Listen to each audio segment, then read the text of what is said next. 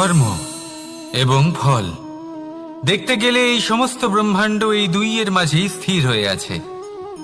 মানুষজন কর্ম করেন ভালো ফল লাভের আশায়, আর ভালো ফল লাভের আশায় উনি এটাই ভুলে যান যে উনি যে কর্ম করছেন তা কি করছেন। আমি বলেছিলাম কর্ম করুন ফলের চিন্তা না করে, কিন্তু কি কর্ম করছেন সেই বিষয়ে ভাবাটাও অত্যন্ত আবশ্যক। নয়তো অনেক সময় আমরা এমন কর্ম করে ফেলি যা না চাইতেও বিষে পরিণত হয়, যা হয়েছে দুঃশাসনের সাথে, দুর্যোধনের সাথে, গুরু দ্রোণের সাথে। একজনের মানসিকতা উচিত ছিল না, একজনের বিবেক উচিত ছিল না, আরেকজন যে পক্ষ নির্বাচন করেছিলেন সেই পক্ষ উচিত ছিল না। আর যা কিছু ওনাদের সাথে হলো, আপনার আমার আমাদের সকলের সাথে তা হতে পারে। আমি বলেছিলাম কর্ম করুন, ফলের চিন্তা করবেন না, কিন্তু এই কর্মের বিষয়ে বিচার করে দেখাটাও ততটাই আবশ্যক। দেখুন, কর্ম করার উচিত প্রক্রিয়া ফলের চিন্তা না করা, কিন্তু যদি আপনার কর্ম শুভ হয় তাহলে তার ফলও নিয়তি আপনাকেই দেবে। সর্বদা কর্ম করার সময় এটা ভাবুন যে আপনার এই কর্ম এই সংসারকে, এই সমাজকে, আপনার পরিবারকে, আপনার আশেপাশের মানুষজনকে কোন দিশায় নিয়ে যাবে। যদি এটা সবার জন্য মঙ্গলময় হয় তাহলে কর্ম করতে থাকুন। আর হ্যাঁ, নিশ্চিত রূপে ফলের চিন্তা করবেন না। আসুন আমার সাথে ভালোবেসে বলুন, রাধা রাধা। কর্ম এবং ফল। মানুষের স্বভাব হলো এটাই যে তিনি নিজের প্রত্যেক পরিশ্রমের প্রতিফল প্রার্থনা করেন। বেশিরভাগ সময় এই ফলাফলের চিন্তা করতে করতে, কল্পনা করতে করতে উনি কর্ম করতে থাকেন যে আমি এই কাজটা করলে এই ফল পাবো। সেই সব কল্পনা করতে থাকেন যা না তার হাতে আছে, না আছে অধিকার, আর না আছে নিয়ন্ত্রণ। উনি শুধু নিজের কর্ম করতে পারেন। উনি কি ফল পাবেন তা তার হাতে কখনোই নেই। তাই আপনিও শুধুমাত্র কর্ম করতে থাকুন, ফলের চিন্তা করবেন না। মনে রাখবেন, শিকড় এবং শাখা যেভাবে একে অপরের সাথে জড়িয়ে, সেইভাবেই একে অপরের সাথে জড়িয়ে কর্ম এবং ফল। যেরকম কর্ম আপনি করবেন সেরকম ফল আপনি অবশ্যই পাবেন। তাই এই ফলের আশায় কর্মের সময় কখনোই নষ্ট করবেন না, কারণ যে ব্যক্তি সময় নষ্ট করেন, সময় সেই ব্যক্তিকে অবশ্যই নষ্ট করে দেয়। কর্ম করুন নিঃস্বার্থভাবে, ফলের চিন্তা করবেন না, আর আমার সাথে ভালোবেসে বলুন, রাধা রাধা। এই ব্রহ্মাণ্ড কত বৃহৎ, তাই না? যার সম্মুখে এই পৃথিবীকেও একটা বিন্দুর মতো মনে হয়।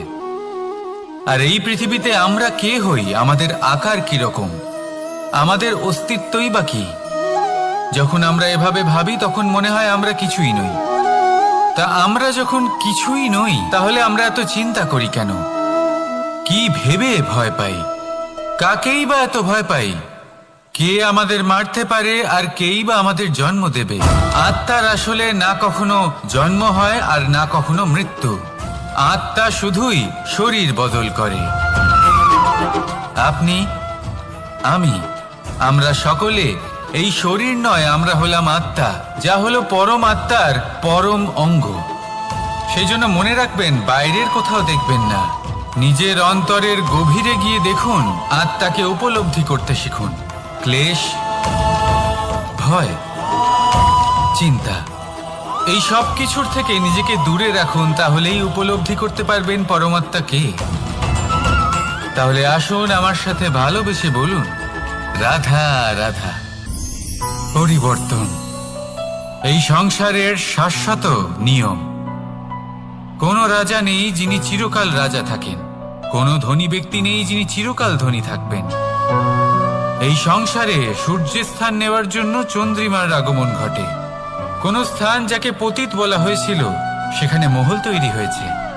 কোন স্থান যাকে আজ মলিন বলা হয়েছে, কাল সেখানে মন্দিরও স্থাপন হতে পারে। কোনো ঋতু চিরকালের জন্য থাকে না, কখনো সময় চিরকাল একরকম থাকে না।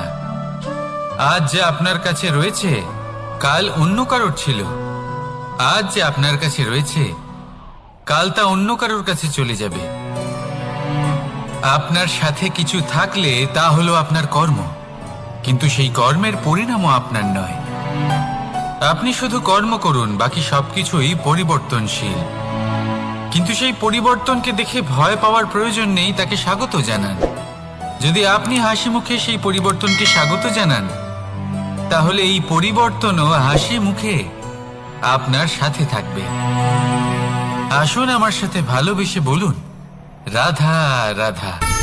বটবৃক্ষের বীজ সর্ষের দানার থেকেও ছোট হয়, কিন্তু যখন তা নিজের রূপ ধারণ করে তখন তা বিশাল বৃক্ষের আকার ধারণ করে, যা সহস্র বছর ধরে বেঁচে থাকে, ছায়া প্রদান করে, পাখিদের আশ্রয় প্রদান করে, আর দেয় পথচারীদের বিশ্রাম করার স্থান। কেন? কারণ সেই ছোট বীজ তা মাটির ভেতরে গিয়ে নিজের খোলস ত্যাগ করে। অন্ধকারে থাকে সে, যতই আলো আসুক না কেন, যতই বর্ষা আসুক না কেন, সব সহ্য করে। আর তারপরে একটা চারা গাছ অঙ্কুরিত হয়, তারপর ধীর গতিতে একটা বিশাল বৃক্ষতে পরিণত হয়। দেখুন, জীবনে কঠিন সময় আসে, এই জন্য নয় যে আপনি হার মেনে নেবেন, এই জন্য আসে যাতে আপনি ভবিষ্যৎ নির্মাণের জন্য নিজেকে তৈরি করতে পারেন। যদি কঠিন সময়ে আপনি ওই বীজের মতো দৃঢ় হয়ে থাকতে পারেন, তাহলে আপনিও একদিন সেই বিশাল বৃক্ষের মতো নিজের অস্তিত্ব গড়ে তুলতে পারবেন, যা সহস্র বছর পর্যন্ত মনে রাখা হবে। আসুন আমার সাথে ভালোবেসে বলুন, রাধা রাধা। সঞ্চয়। মানুষের যখন থেকে বোধবুদ্ধি হয়, সঞ্চয় করতে আরম্ভ করে দেন। সঞ্চয় করতে থাকেন ভোজনের, সঞ্চয় অর্থের, সঞ্চয় শক্তির। নিজের জন্য করেন, নিজের পরিবারের জন্য করেন, নিজের স্ত্রীর জন্য করেন, সন্তানের জন্য করেন, সন্তানের সন্তানের জন্যও সঞ্চয় করেন। সঞ্চয় করার জন্য ওনার কাছে অনেক কারণ রয়েছে, কারণ উনি এটা ভাবেন যে এই সঞ্চিত শক্তির জন্য কেউ ওনার কোনো ক্ষতি করতে পারবে না। মানুষ ভুলে যান একটা গুরুত্বপূর্ণ কথা, এই সত্য, উনি এই সংসারে খালি হাতেই এসেছিলেন, আর এখান থেকে ওনাকে খালি হাতেই যেতে হবে। যা এখানকার তা এখানেই থেকে যাবে। আর যদি কিছু ওনার সাথে যায় তা হলো ওনার কর্ম, আর কিচ্ছু নয়। তাই যদি কিছু অর্জন করতে চান, তাহলে শুভ কর্ম অর্জন করুন, আত্মশক্তি অর্জন করুন, কারণ পরলোকে এটাই হবে আপনার সম্পত্তি। তাহলে কি এটা আপনি অর্জন করতে চান না? আসুন আর আমার সাথে ভালোবেসে বলুন, রাধা রাধা। সদিচ্ছা। দেখতে গেলে 3 অক্ষরে তৈরি এই শব্দ, কিন্তু সমস্ত ত্রিলোক তার উপরেই আধারিত। আপনি এই সংসারে এসেছেন, তখন অবশ্যই শ্বাস নেবেন, কিন্তু তার বদলে আপনাকে কিছু তো দিতেই হবে। আপনার উপর নির্ভর করছে আপনি কি দেবেন। কি দেবেন এই সংসারকে, এই সমাজকে, নিজের পরিবারকে, আর তার বদলে কি নেবেন? যশ নাকি অপযশ? দেখুন, এক ছিল রাবণ, যে কিনা সমুদ্র পার করল সীতাকে অপহরণ করার জন্য, আর এক ছিলেন রামচন্দ্র, যিনি সমুদ্র পার করেছিলেন, সেতু বানিয়ে গিয়েছিলেন সীতাকে ফিরিয়ে নিয়ে আসার জন্য। দুজনেই সমুদ্র পার করেছিলেন, শুধু পার্থক্য ছিল সদিচ্ছাকে বোঝার, লক্ষ্যের। অনেক মানুষের যাত্রা একরকম হতেই পারে, কিন্তু আনন্দ তখনই লাভ করবেন যখন লক্ষ্য শুভ হবে, মহান হবে। এই লক্ষ্য দিয়ে এই সংসারের কল্যাণ হবে এবং মানুষের সম্মান হবে। যদি আপনার সংকল্প উচিত হয়, তাহলে আপনার লক্ষ্য উচিতই হবে, নয়তো শুধুমাত্র বিনাশ হবে। আর উচিত এটাই হবে যে বিনাশের হাত থেকে যেন নিজেকে বাঁচানো যায়, কি বলেন? তাই জীবনে যে লক্ষ্য স্থির করছেন, মনে রাখবেন তা যেন শুভ লক্ষ্য হয়। যদি এরকম হয়, তাহলে আপনার যাত্রা, আপনার জীবন দুটোই শুভময় হবে। আসুন আর আমার সাথে ভালোবেসে বলুন, রাধা রাধা। সুরক্ষা। এই সুরক্ষা আসলে কি? এটা কি কোনো কবচ নাকি কোনো সীমা? এই সুরক্ষা আসলে অন্য কিছু। আমাদের মাতা পিতা, আমাদের প্রিয়জন, আমাদের বন্ধু, এই সমাজ, আমাদের শুভাকাঙ্ক্ষী, আমাদের আত্মীয়, এনারা সবাই আমাদের জীবনে কোনো না কোনো ভাবে সুরক্ষা দিয়ে থাকেন, একটা কবচ দিয়ে থাকেন কোনো না কোনো রূপে। কিন্তু দেখতে গেলে আমাদের পরাক্রমের পথে, আমাদের বীরত্বের পথে, আমাদের সাহসের পথে এই সুরক্ষাই সব থেকে বড় বাধা হয়ে দাঁড়ায়। একবার ভেবে দেখুন, যদি আপনি কোনো সুরক্ষাই না পান, বা যদি আপনি এই সুরক্ষা ভেঙে বাইরে আসতে পারেন, তাহলে আপনার বীরত্ব চরম সীমায় পৌঁছে যায়। কেন? কারণ তখন আপনি জানেন যে এই সংসারের সম্মুখীন আমাদের নিজেদেরই হতে হবে। আপনি বুঝে যান যে শত্রুর সম্মুখীন এবার নিজের বলের দ্বারা, নিজের পরাক্রমের দ্বারা, নিজের সাহসের দ্বারা করতে হবে।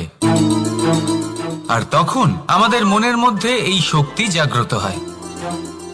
এই শক্তি অন্তরেই বসবাস করে। শুধু এটা চিনে নিতে হবে, একে জাগ্রত করতে হবে। আর এটা সুরক্ষা ভেঙে যাওয়ার পরেই সম্ভব হয়। আর যারা নিজের শক্তি সম্পর্কে জানেন, যিনি নিজেই জানেন তিনি কতটা শক্তিশালী, তিনি নিজেই নিজের সুরক্ষা কবচ চিরকালের মতো ভেঙে ফেলে দেন, ঠিক কর্ণের মতো। আর তারপরে দেখুন, আপনার পরাজয় হোক বা বিজয়ী হোক না কেন, সেটাই অনেক বড় হয়, সেটাই প্রশস্ত হয়ে থাকে। সেই জন্য ত্যাগ করুন নিজের ভয়কে, নিজের আশেপাশের এই সুরক্ষা চক্রকে ভেঙে ফেলুন। আর সম্মুখীন হন এই সংসারের নিজের শত্রুর সম্মুখীন হন। পরাক্রমের এই অঙ্কুর, তা অঙ্কুরিত হওয়ার জন্য বীজের উপরের এই কবচ, এটা ভেঙে যাওয়া অতি আবশ্যক। আসুন আমার সাথে ভালোবেসে বলুন, রাধা রাধা। যখন আমরা হাঁটতে থাকি আর আমাদের পায়ে কাঁটা বিঁধে যায়, তখন মুখ দিয়ে আহ বেরিয়ে আসে, কান্না চলে আসে, আর অনেক সময় অভিশাপও বেরিয়ে আসে। কিন্তু আমরা কি কখনো এটা এইভাবে দেখেছি, এইভাবে ভেবেছি যে আমরা যে পথে চলেছি সেই পথে কাঁটা বিঁধেছে, নাকি আমরা সেই পথ নির্বাচন করেছি যাতে শুধুই কাঁটা রয়েছে? নাকি আমরা এভাবে ভেবে দেখেছি যে এই কাঁটা আমাদের কষ্ট দিতে এসেছে, নাকি এটা আমরাই বিছিয়ে রেখেছিলাম? সাবধান থাকা উচিত ছিল, কারণ কাঁটা বিঁধলে যন্ত্রণা হবে, চিৎকার করে ফেলতে পারি, মুখ থেকে অভিশাপও বেরিয়ে আসতে পারে। কিন্তু এই অভিশাপ শুধুমাত্র আমাদের তরফ থেকে অভিশাপ হয়, সামনের ব্যক্তিটির ওপরও নির্ভর করে। এবার সেই ব্যক্তি যদি এমন হয় যে ফুল আর কাঁটা এই দুই সমানভাবে গ্রহণ করতে পারে, তার কাছে অভিশাপও বরদানে পরিণত হয়। শেষ পর্যন্ত ব্যাপারটা দাঁড়ায় ভাবনা, চিন্তা, দৃষ্টিভঙ্গির ওপর। কারণ আপনার এই ভাবনাই সত্যি হয়ে সামনে আসে। সেই জন্য এই ভাবনা, চিন্তা, মানসিকতাকে গুরুত্ব সহকারে দেখবেন। এই বিবেচনা নিয়ে বিবেচনা করতে শিখুন। আমার কথার অর্থ হলো যে জীবনে যখন এরকম কিছু একটা ঘটবে, তখন ভেবে দেখুন যে এরকম কেন হলো। আপনি কি এমন কোনো কর্ম করেছিলেন যার কর্মফল এটা? এমন কোনো কাজ যা অনুচিত ছিল, অসত্য ছিল, যা অভদ্রতার কারণ ছিল? ভেবে দেখা প্রয়োজন।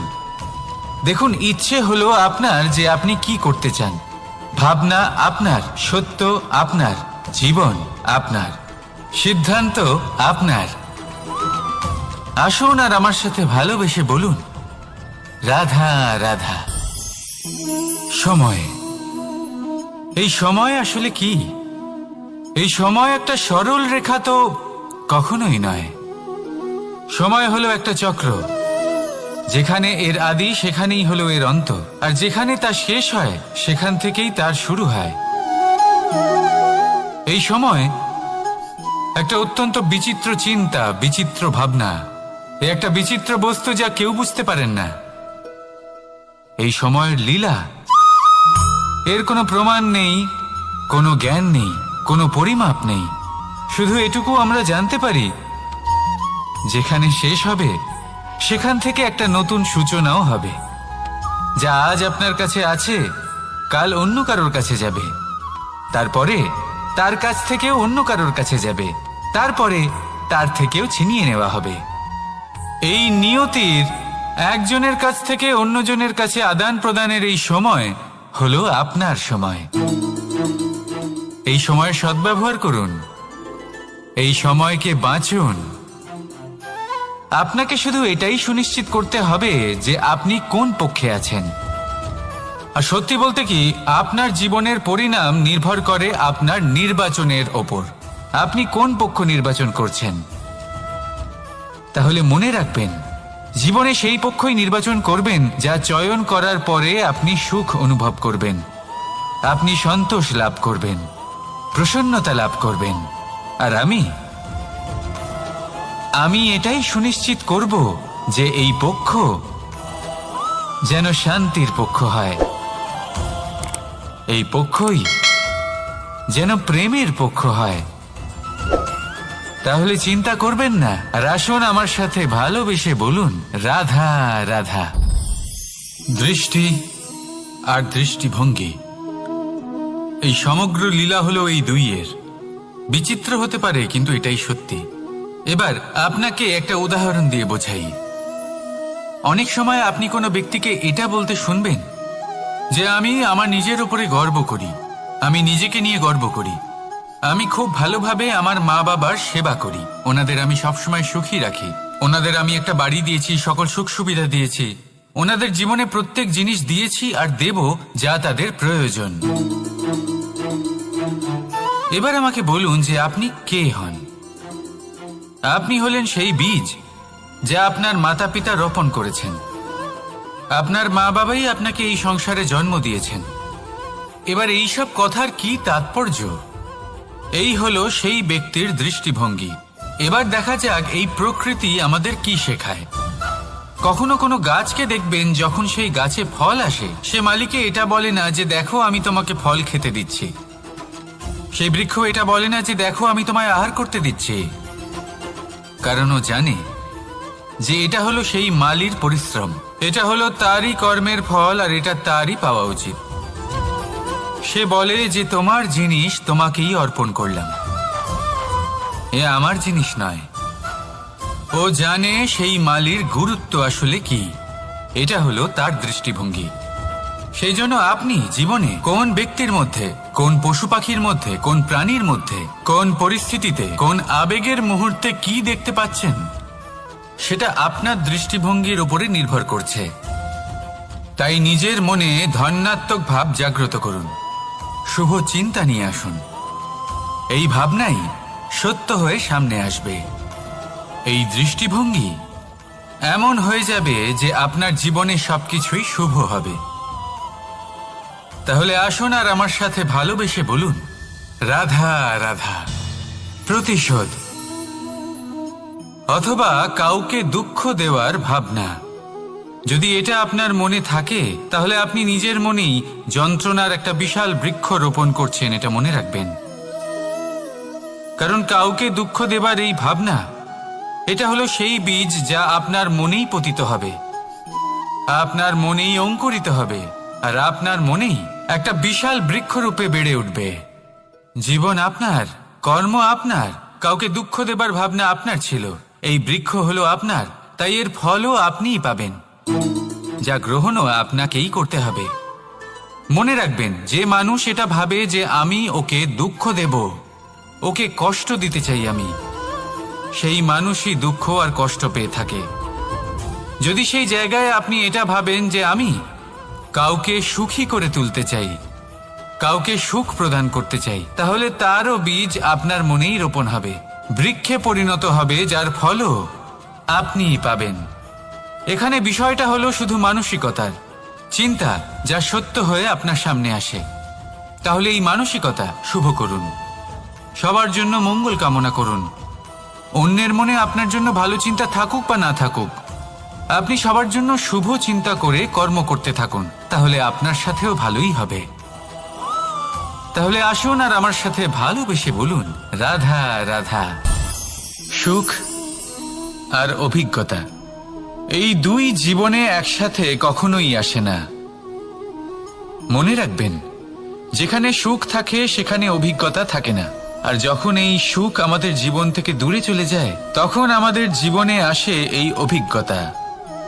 পরমাত্মা, প্রকৃতি, নিয়তি এই অভিজ্ঞতাকে আমাদের জীবনে পাঠান, যাতে আমরা একটা অত্যন্ত গুরুত্বপূর্ণ শিক্ষা, একটা জ্ঞান প্রাপ্ত করতে পারি।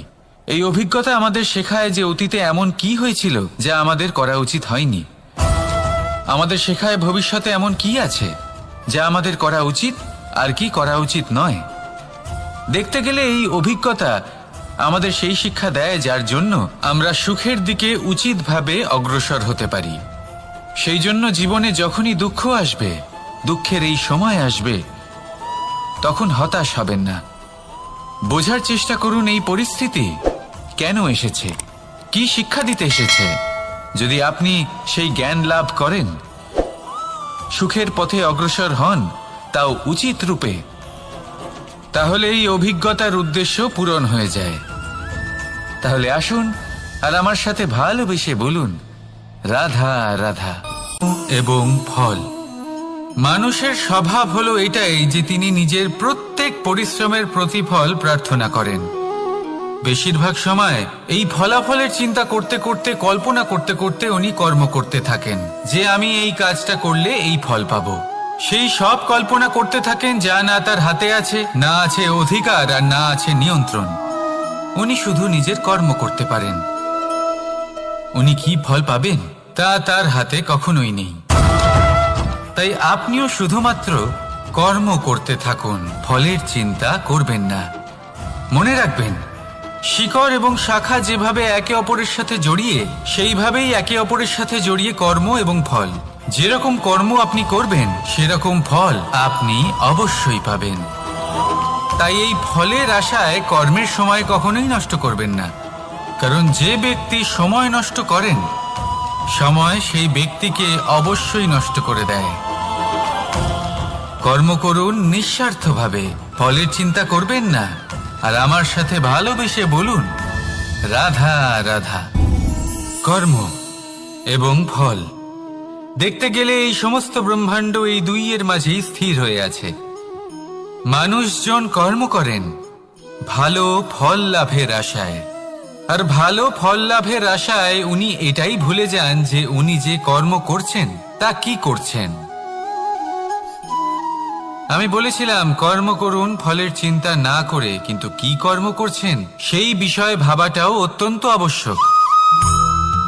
নয়তো অনেক সময় আমরা এমন কর্ম করে ফেলি যা না চাইতেও বিষে পরিণত হয়, যা হয়েছে দুঃশাসনের সাথে, দুর্যোধনের সাথে, গুরু দ্রোণের সাথে। একজনের মানসিকতা উচিত ছিল না, একজনের বিবেক উচিত ছিল না, আরেকজন যে পক্ষ নির্বাচন করেছিলেন সেই পক্ষ উচিত ছিল না। আর যা কিছু ওনাদের সাথে হলো, আপনার আমার আমাদের সকলের সাথে তা হতে পারে।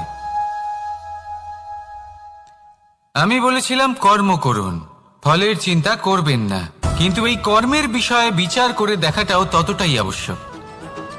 দেখুন, কর্ম করার উচিত প্রক্রিয়া ফলের চিন্তা না করা, কিন্তু যদি আপনার কর্ম শুভ হয় তাহলে তার ফলও নিয়তি আপনাকেই দেবে।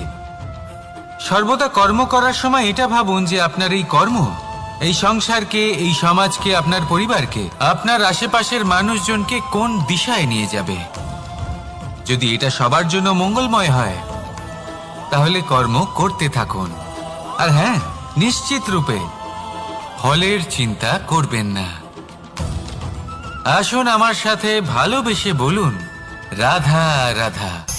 বটবৃক্ষের বীজ সর্ষের দানার থেকেও ছোট হয়, কিন্তু যখন তা নিজের রূপ ধারণ করে তখন তা বিশাল বৃক্ষের আকার ধারণ করে, যা সহস্র বছর ধরে বেঁচে থাকে, ছায়া প্রদান করে, পাখিদের আশ্রয় প্রদান করে, আর দেয় পথচারীদের বিশ্রাম করার স্থান। কেন? কারণ সেই ছোট বীজ তা মাটির ভেতরে গিয়ে নিজের খোলস ত্যাগ করে। অন্ধকারে থাকে সে, যতই আলো আসুক না কেন, যতই বর্ষা আসুক না কেন, সব সহ্য করে।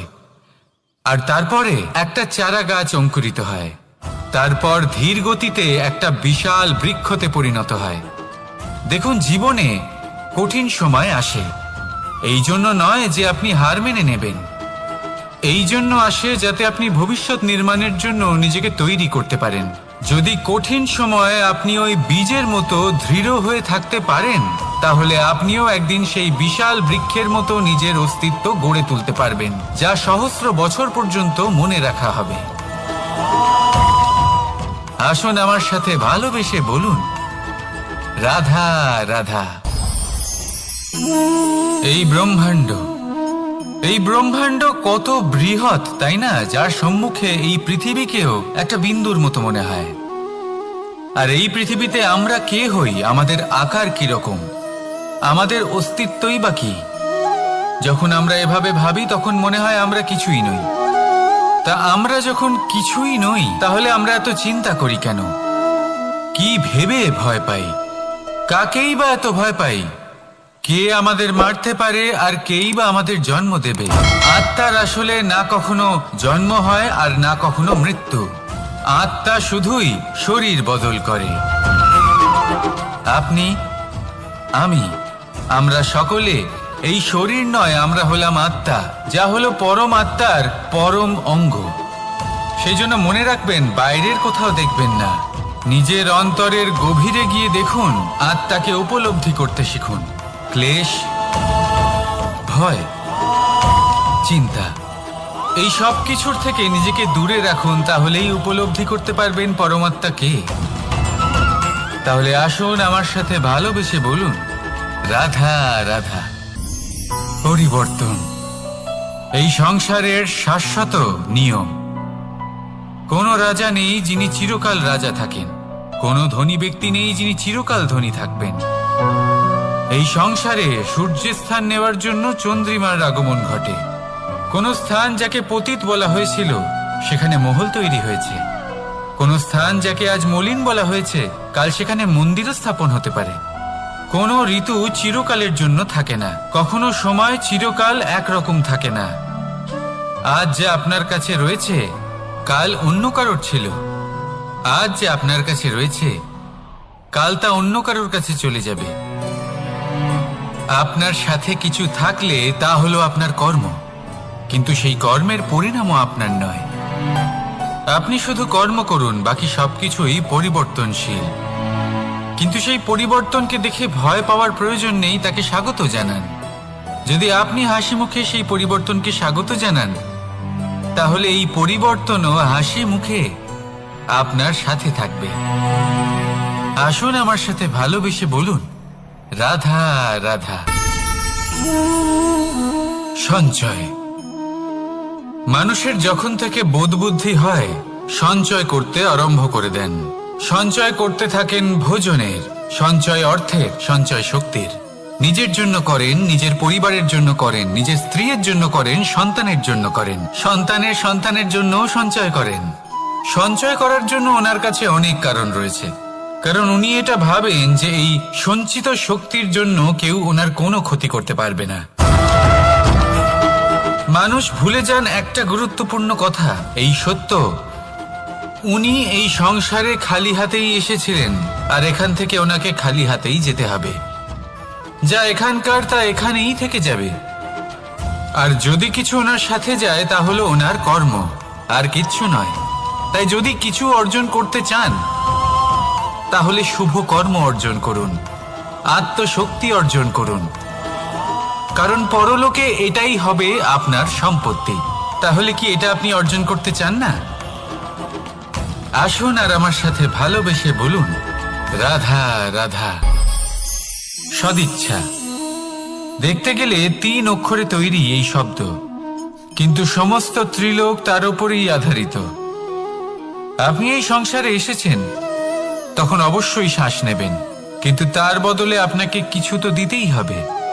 আপনার উপর নির্ভর করছে আপনি কি দেবেন। কি দেবেন এই সংসারকে, এই সমাজকে, নিজের পরিবারকে, আর তার বদলে কি নেবেন? যশ নাকি অপযশ? দেখুন, এক ছিল রাবণ, যে কিনা সমুদ্র পার করলো সীতাকে অপহরণ করার জন্য, আর এক ছিলেন রামচন্দ্র, যিনি সমুদ্র পার করেছিলেন, সেতু বানিয়ে গিয়েছিলেন সীতাকে ফিরিয়ে নিয়ে আসার জন্য। দুজনেই সমুদ্র পার করেছিলেন, শুধু পার্থক্য ছিল সদিচ্ছাকে বোঝার, লক্ষ্যের। অনেক মানুষের যাত্রা একরকম হতেই পারে, কিন্তু আনন্দ তখনই লাভ করবেন যখন লক্ষ্য শুভ হবে, মহান হবে। এই লক্ষ্য দিয়ে এই সংসারের কল্যাণ হবে এবং মানুষের সম্মান হবে। যদি আপনার সংকল্প উচিত হয় তাহলে আপনার লক্ষ্য উচিতই হবে, নয়তো শুধুমাত্র বিনাশ হবে। আর উচিত এটাই হবে যে বিনাশের হাত থেকে যেন নিজেকে বাঁচানো যায়, কি বলেন? তাই জীবনে যে লক্ষ্য স্থির করছেন মনে রাখবেন তা যেন শুভ লক্ষ্য হয়। যদি এরকম হয় তাহলে আপনার যাত্রা, আপনার জীবন দুটোই শুভময় হবে। আসুন আর আমার সাথে ভালোবেসে বলুন, রাধা রাধা। সুরক্ষা। এই সুরক্ষা আসলে কি? এটা কি কোনো কবচ, নাকি কোনো সীমা? এই সুরক্ষা আসলে অন্য কিছু। আমাদের মাতা পিতা, আমাদের প্রিয়জন, আমাদের বন্ধু, এই সমাজ, আমাদের শুভাকাঙ্ক্ষী, আমাদের আত্মীয়, এনারা সবাই আমাদের জীবনে কোনো না কোনো ভাবে সুরক্ষা দিয়ে থাকেন, একটা কবচ দিয়ে থাকেন কোনো না কোনো রূপে। কিন্তু দেখতে গেলে আমাদের পরাক্রমের পথে, আমাদের বীরত্বের পথে, আমাদের সাহসের পথে এই সুরক্ষাই সব থেকে বড় বাধা হয়ে দাঁড়ায়। একবার ভেবে দেখুন, যদি আপনি কোনো সুরক্ষাই না পান, বা যদি আপনি এই সুরক্ষা ভেঙে বাইরে আসতে পারেন, তাহলে আপনার বীরত্ব চরম সীমায় পৌঁছে যায়। কেন? কারণ তখন আপনি জানেন যে এই সংসারের সম্মুখীন আমাদের নিজেদেরই হতে হবে। আপনি বুঝে যান যে শত্রুর সম্মুখীন এবার নিজের বলের দ্বারা, নিজের পরাক্রমের দ্বারা, নিজের সাহসের দ্বারা করতে হবে। আর তখন আমাদের মনের মধ্যে এই শক্তি জাগ্রত হয়। এই শক্তি অন্তরেই বসবাস করে। শুধু এটা চিনে নিতে হবে, একে জাগ্রত করতে হবে। আর এটা সুরক্ষা ভেঙে যাওয়ার পরেই সম্ভব হয়। আর যারা নিজের শক্তি সম্পর্কে জানেন, যিনি নিজেই জানেন তিনি কতটা শক্তিশালী, তিনি নিজেই নিজের সুরক্ষা কবচ চিরকালের মতো ভেঙে ফেলে দেন, ঠিক কর্ণের মতো। আর তারপরে দেখুন, আপনার পরাজয় হোক বা বিজয়ী হোক না কেন, সেটাই অনেক বড় হয়, সেটাই প্রশস্ত হয়ে থাকে। সেই জন্য ত্যাগ করুন নিজের ভয়কে, নিজের আশেপাশের এই সুরক্ষা চক্রকে ভেঙে ফেলুন, আর সম্মুখীন হন এই সংসারের নিজের শত্রুর সম্মুখীন হন। পরাক্রমের এই অঙ্কুর, তা অঙ্কুরিত হওয়ার জন্য বীজের উপরের এই কবচ, এটা ভেঙে যাওয়া অতি আবশ্যক। আসুন আমার সাথে ভালোবেসে বলুন, রাধা রাধা। যখন আমরা হাঁটতে থাকি আর আমাদের পায়ে কাঁটা বিঁধে যায়, তখন মুখ দিয়ে আহ বেরিয়ে আসে, কান্না চলে আসে, আর অনেক সময় অভিশাপও বেরিয়ে আসে। কিন্তু আমরা কি কখনো এটা এইভাবে দেখেছি, এইভাবে ভেবেছি যে আমরা যে পথে চলেছি সেই পথে কাঁটা বিঁধেছে, নাকি আমরা সেই পথ নির্বাচন করেছি যাতে শুধুই কাঁটা রয়েছে? নাকি আমরা এভাবে ভেবে দেখেছি যে এই কাঁটা আমাদের কষ্ট দিতে এসেছে, নাকি এটা আমরাই বিছিয়ে রেখেছিলাম? সাবধান থাকা উচিত ছিল, কারণ কাঁটা বিঁধলে যন্ত্রণা হবে, চিৎকার করে ফেলতে পারি, মুখ থেকে অভিশাপও বেরিয়ে আসতে পারে। কিন্তু এই অভিশাপ শুধুমাত্র আমাদের তরফ থেকে অভিশাপ হয়, সামনের ব্যক্তিটির ওপরও নির্ভর করে। এবার সেই ব্যক্তি যদি এমন হয় যে ফুল আর কাঁটা এই দুই সমানভাবে গ্রহণ করতে পারে, তার কাছে অভিশাপও বরদানে পরিণত হয়। শেষ পর্যন্ত ব্যাপারটা দাঁড়ায় ভাবনা, চিন্তা, দৃষ্টিভঙ্গির ওপর। কারণ আপনার এই ভাবনাই সত্যি হয়ে সামনে আসে। সেই জন্য এই ভাবনা, চিন্তা, মানসিকতাকে গুরুত্ব সহকারে দেখবেন। এই বিবেচনা নিয়ে বিবেচনা করতে শিখুন। আমার কথার অর্থ হলো যে জীবনে যখন এরকম কিছু একটা ঘটবে, তখন ভেবে দেখুন যে এরকম কেন হলো। আপনি কি এমন কোনো কর্ম করেছিলেন যার কর্মফল এটা? এমন কোনো কাজ যা অনুচিত ছিল, অসত্য ছিল, যা অভদ্রতার কারণ ছিল? ভেবে দেখা প্রয়োজন। দেখুন, ইচ্ছে হলো আপনার যে আপনি কি করতে চান, ভাবনা আপনার, সত্য আপনার, জীবন আপনার, সিদ্ধান্ত আপনার। আসুন আর আমার সাথে ভালোবেসে বলুন, রাধা রাধা। সময়। এই সময় আসলে কি? এই সময় একটা সরল রেখা তো কখনোই নয়। সময় হলো একটা চক্র, যেখানে এর আদি সেখানেই হলো এর অন্ত, আর যেখানে তা শেষ হয় সেখান থেকেই তার শুরু হয়। এই সময় একটা অত্যন্ত বিচিত্র চিন্তা, বিচিত্র ভাবনা, এ একটা বিচিত্র বস্তু যা কেউ বুঝতে পারেন না। এই সময়ের লীলা, এর কোনো প্রমাণ নেই, কোনো জ্ঞান নেই, কোনো পরিমাপ নেই। শুধু এটুকু আমরা জানতে পারি যেখানে শেষ হবে সেখান থেকে একটা নতুন সূচনাও হবে। যা আজ আপনার কাছে আছে কাল অন্য কারোর কাছে যাবে, তারপরে তার কাছ থেকেও অন্য কারোর কাছে যাবে, তারপরে তার থেকেও ছিনিয়ে নেওয়া হবে। এই নিয়তির একজনের কাছ থেকে অন্যজনের কাছে আদান প্রদানের এই সময় হলো আপনার সময়। এই সময়ের সদ্ব্যবহার করুন, এই সময়কে বাঁচুন। আপনাকে শুধু এটাই সুনিশ্চিত করতে হবে যে আপনি কোন পক্ষে আছেন।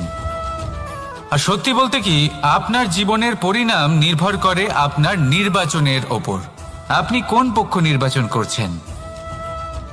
তাহলে মনে রাখবেন, জীবনে সেই পক্ষই নির্বাচন করবেন যা চয়ন করার পরে আপনি সুখ অনুভব করবেন, আপনি সন্তোষ লাভ করবেন, প্রসন্নতা লাভ করবেন। আর আমি এটাই সুনিশ্চিত করব যে এই পক্ষ যেন শান্তির পক্ষ হয়, এই পক্ষই যেন প্রেমের পক্ষ হয়। তাহলে চিন্তা করবেন না, আর আসুন আমার সাথে ভালোবেসে বলুন, রাধা রাধা। দৃষ্টি আর দৃষ্টিভঙ্গি, এই সমগ্র লীলা হলো এই দুইয়ের। বিচিত্র হতে পারে, কিন্তু এটাই সত্যি। এবার আপনাকে একটা উদাহরণ দিয়ে বোঝাই। অনেক সময় আপনি কোনো ব্যক্তিকে এটা বলতে শুনবেন যে আমি আমার নিজের উপরে গর্ব করি, আমি নিজেকে নিয়ে গর্ব করি, আমি খুব ভালোভাবে আমার মা বাবার সেবা করি, ওনাদের আমি সবসময় সুখী রাখি, ওনাদের আমি একটা বাড়ি দিয়েছি, সকল সুখ সুবিধা দিয়েছি, ওনাদের জীবনে প্রত্যেক জিনিস দিয়েছি আর দেব যা তাদের প্রয়োজন।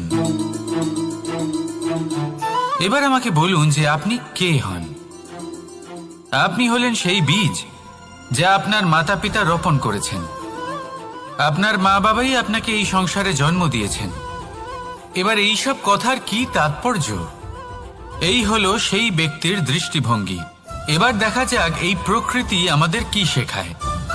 কখনো কোনো গাছকে দেখবেন, যখন সেই গাছে ফল আসে, সে মালিকে এটা বলে না যে দেখো আমি তোমাকে ফল খেতে দিচ্ছি। সেই বৃক্ষ এটা বলে না যে দেখো আমি তোমায় আহার করতে দিচ্ছি, কারণ ও জানে যে এটা হলো সেই মালির পরিশ্রম, এটা হলো তারই কর্মের ফল, আর এটা তারই পাওয়া উচিত। সে বলে যে তোমার জিনিস তোমাকেই অর্পণ করলাম, এ আমার জিনিস নয়। ও জানে সেই মালির গুরুত্ব আসলে কি। এটা হলো তার দৃষ্টিভঙ্গি। সেই জন্য আপনি জীবনে কোন ব্যক্তির মধ্যে, কোন পশু পাখির মধ্যে, কোন প্রাণীর মধ্যে, কোন পরিস্থিতিতে, কোন আবেগের মুহূর্তে কি দেখতে পাচ্ছেন, সেটা আপনার দৃষ্টিভঙ্গির উপরে নির্ভর করছে। তাই নিজের মনে ধন্যাত্মক ভাব জাগ্রত করুন, শুভ চিন্তা নিয়ে আসুন। এই ভাবনাই সত্য হয়ে সামনে আসবে। এই দৃষ্টিভঙ্গি এমন হয়ে যাবে যে আপনার জীবনে সবকিছুই শুভ হবে। তাহলে আসুন আর আমার সাথে ভালোবেসে বলুন, রাধা রাধা।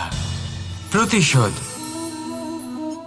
অথবা কাউকে দুঃখ দেওয়ার ভাবনা, যদি এটা আপনার মনে থাকে, তাহলে আপনি নিজের মনেই যন্ত্রণার একটা বিশাল বৃক্ষ রোপণ করছেন, এটা মনে রাখবেন। কারণ কাউকে দুঃখ দেবার এই ভাবনা, এটা হলো সেই বীজ যা আপনার মনেই পতিত হবে, আপনার মনেই অঙ্কুরিত হবে, আর আপনার মনেই একটা বিশাল বৃক্ষরূপে বেড়ে উঠবে।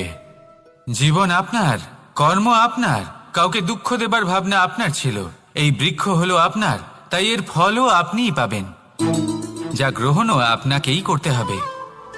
মনে রাখবেন, যে মানুষ এটা ভাবে যে আমি ওকে দুঃখ দেব, ওকে কষ্ট দিতে চাই আমি, সেই মানুষই দুঃখ আর কষ্ট পেয়ে থাকে। যদি সেই জায়গায় আপনি এটা ভাবেন যে আমি কাউকে সুখী করে তুলতে চাই, কাউকে সুখ প্রদান করতে চাই, তাহলে তারও বীজ আপনার মনেই রোপণ হবে, বৃক্ষে পরিণত হবে, যার ফলও আপনিই পাবেন। এখানে বিষয়টা হলো শুধু মানসিকতার চিন্তা, যা সত্য হয়ে আপনার সামনে আসে।